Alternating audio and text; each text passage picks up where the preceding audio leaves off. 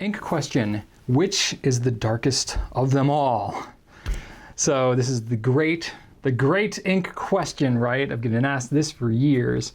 If you're talking all inks, I think the obvious answer would be black, wouldn't that? Would be the darkest of all inks, just that color is the darkest.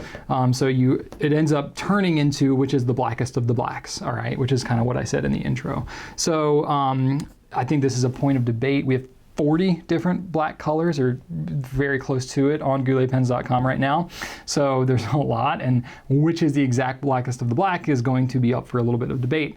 I have some of my top picks, but again, it's going to vary a little bit depending on the pen that is used, the nib and how wet it is, the paper that's used as well. I think that the absorbency and properties of some of these inks can vary a little bit depending on the paper and stuff. So that's why I think there's debate, is because there's a lot of factors involved. But the 5 that I'm choosing as kind of the blackest of the black inks that I could recommend.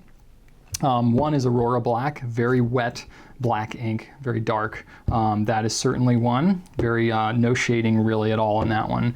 Noodler's Black as well, very dark black ink. Noodler's Heart of Darkness as well. Those two, Black and Heart of Darkness, are very much held in esteem together. Noodler's X Feather, that is an ink that's very similar to Noodler's Black, but it's a little bit thicker, made to not feather quite as much on your paper.